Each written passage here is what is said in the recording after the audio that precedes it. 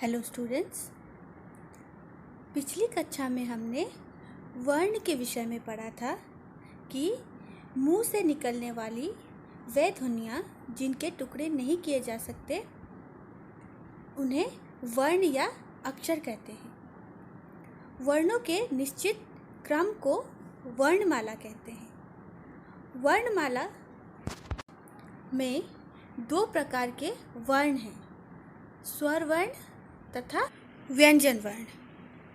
स्वरों की संख्या 11 है, अ से लेकर औ तक। उसी प्रकार व्यंजनों की संख्या 33 है, क से लेकर ह तक। इसके अंतर्गत इन वर्णों को भी क्रम अनुसार वर्गों में विभाजित किया गया है।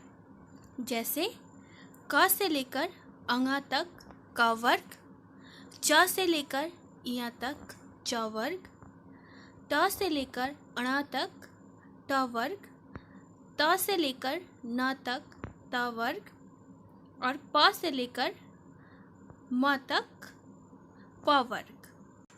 और फिर य, र, ल, व, तालव्य श, मूर्धन्य श, दंत्य श और ह। ये तो हो गए क्रम अनुसार व्यंजन वर्ण के 33 वर्ण।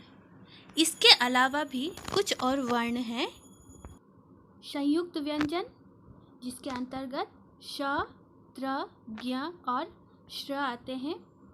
अनुसार, अंग, अनुनासिक या जिसे हम चंद्रबिंदु कहते हैं और विसर्ग का चिन्ह। इसके अतिरिक्त वर्ण हैं ड और ढ।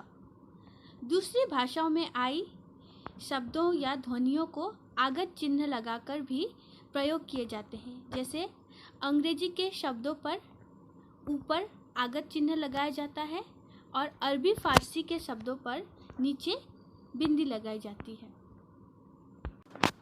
ये थे वर्णमाला के वर्ण। अब हम स्वर के बारे में पढ़ेंगे। वे वर्ण जो बिना किसी अन्य वर्ण की सहायता से स्वतंत्र रूप से बोले जाते हैं उन्हें स्वर वर्ण कहते हैं। हिंदी भाषा में कुल स्वरों की संख्या 11 है, जैसे कि मैंने आपको बताया, अ से लेकर औ तक। ये दो तरह से लिखे जाते हैं, अपने मूल रूप में, जैसे अ, ई, औ, ए आदि, और मात्रा के रूप में, जैसे च जोड़ आ, चा, चाबी,